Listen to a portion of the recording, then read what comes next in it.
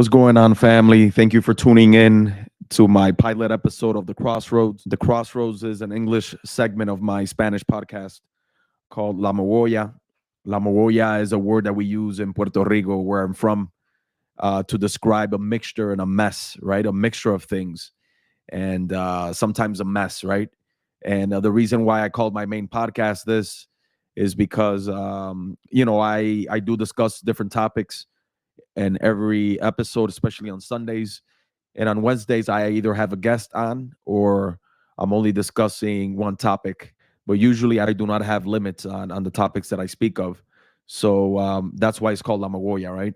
A lot of people here in Las Vegas, where I'm living currently, have been asking me to start an English segment of the podcast.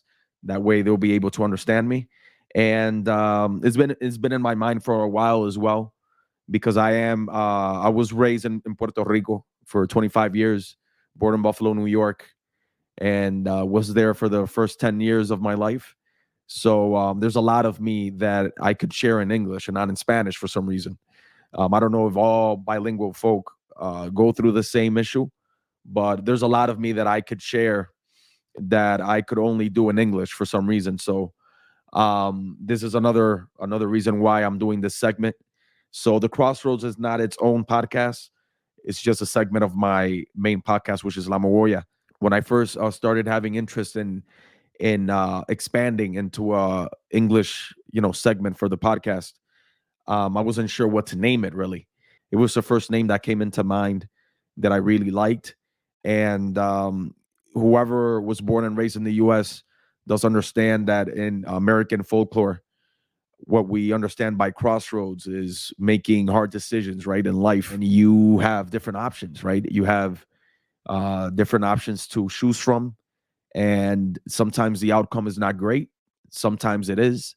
For some reason, this term has like a negative connotation to it, because it's always like gloomy and dark. And it's a spot in which human beings and adults, especially, have to make decisions and maybe fail or are walking into the unknown. There's kind of like a negative connotation behind the term, the crossroads. I would like to shine a little bit of light and positivity into the term as well. Sometimes the decisions you make may offer you great things in life, right? May give you an opportunity to expand your life or to improve it somehow. The first time I heard this term, the crossroads, I was listening to the blues when I was younger, and there's this artist called Robert Johnson that was not that great in the guitar, and he disappeared because people did not like his music, and he went ahead and found himself in the crossroads and made a hard decision, came back sometime later and was great on the guitar. And that's why people would say that the blues is the devil's music, or that he sold his soul to the devil.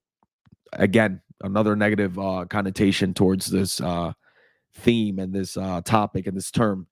But in reality, people that do practice African spiritualities understood, and this is something that I learned afterwards, is that a lot of people from the South in the U.S. do practice Western African spiritualities, right? Like voodoo or hoodoo, which is more American than anything else, or Ifa, right, in Nigeria. So the Orisha in Ifa that actually represents the crossroads or an entrance or an exit or opportunities is called Elegua, okay, or Elegba or Elegua. It depends on wherever you live and how you pronounce this name, but it's an Orisha recognized, right, in different spiritualities or African, spiritualities in Brazil, for example, in Candomblé, or in Voodoo in Haiti and New Orleans, for example, which I dearly love. Then you have it also, obviously, in Santeria in Cuba, which is called Regla de Ocha, right? And you have it in Nigeria as well. So it's something that it resonates with me. And shortly after me naming this segment, The Crossroads, I was informed that my head Orisha is Elewa as well. So I connected those dots quickly.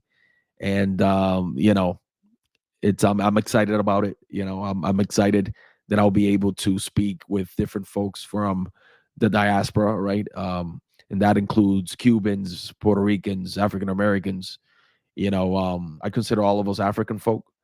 in reality, right? We all started from that part of the world, and we got here either through the slave trade or different migrations, and some of us were already here, for example. So it's something beautiful to actually work and be a part of building blocks to create, bridges between all of us and really understand that we are more similar than we are different. When I first started thinking and started being serious about doing this segment, I was thinking if I had a vision or a mission for this, like normal businesses do. My vision for this, for the Crossroads, is really having an unapologetic African focus on the things that I analyze, right? That's the vision for me.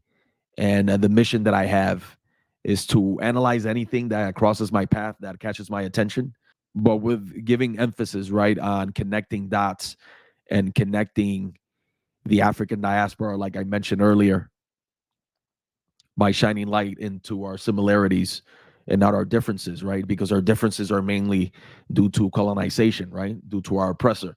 The reason why I speak Spanish and English is because of the English and the Spanish empires, right? That took over and enslaved our peoples in the past. And even though now we have our own English or our own Spanish, especially in the Caribbean, when you go to different countries and in South America as well, and you notice how we have our different dialects, right? We've created our own Spanish. There's words in Puerto Rican Spanish, for example, that are African, right? An example of this is motete. The word motete really means luggage, right? It does not appear in the Spanish dictionary. It is African. So things like this, right? We do have a huge African heritage in the Caribbean. Some folks here in the U.S. do not understand that these enslaved folks arrived in the Caribbean before they did in the continental U.S. So I would like to connect these dots. I would like to speak to folks that are interested in our histories. I am an historian as well, so it's something that I could share, right? I could expect reviews of books here, expect interviews, reflections. I'm not only interested in intellectual things. I tend to listen to a lot of music as well. And even though conscious rap does attract me the most, I love to listen to Pusha T, for example, right? And even though a lot of the things he raps about are negative due to dealing coke, for example, and stuff like that, the way he raps about it and the way he writes these raps are beautiful to me. He's a great artist, and that applies to any other artist that I like that rap lyrics that are not that positive. But in the end of the day, I really like their art, and I'm able to understand that that cannot influence me in a way where it may derail my life, right? I just like the art and leave it at that. So expect reviews of records, of movies, interviews, like I mentioned, anything and everything. Just like I do in my Spanish podcast, I would do here as well. It may be a little different because, like I mentioned, there's certain things in English that I do not share in Spanish, and vice versa, right? I'm going to try my best.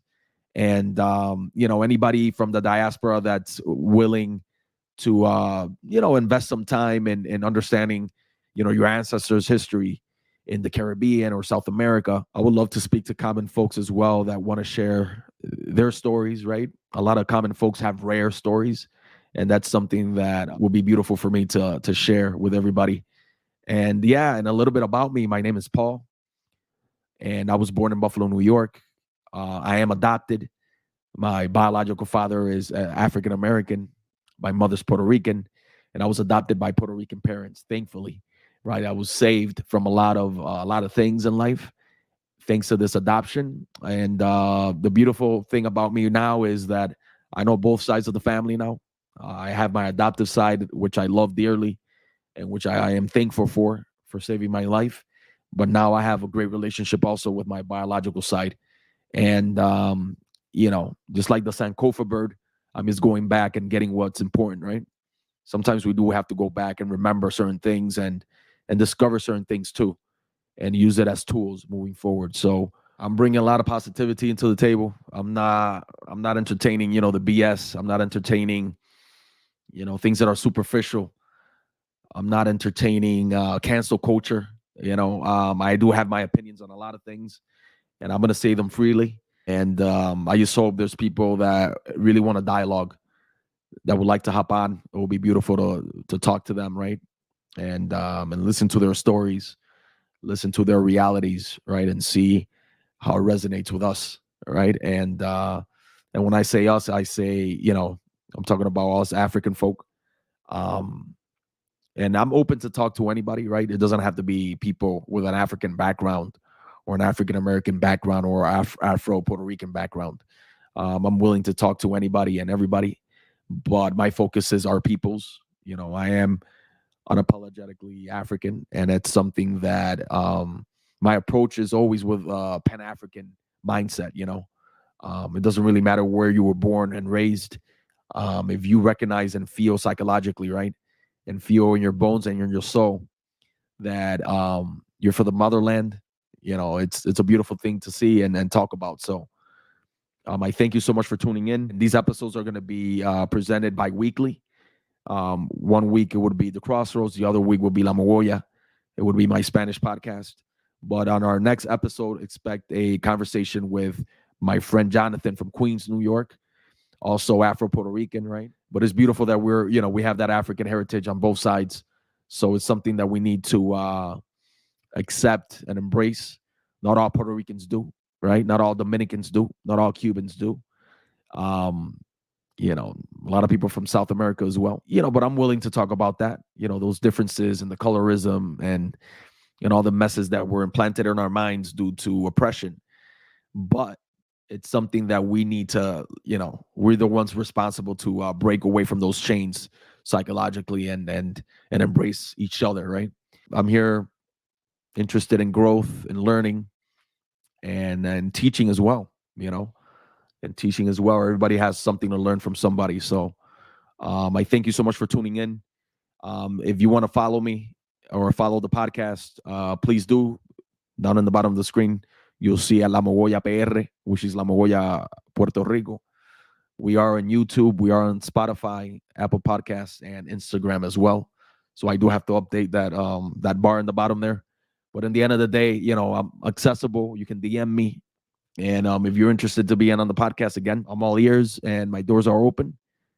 And yeah, let's hop on the Crossroads and hopefully it will be a nice ride. So I thank you so much and see you down the road.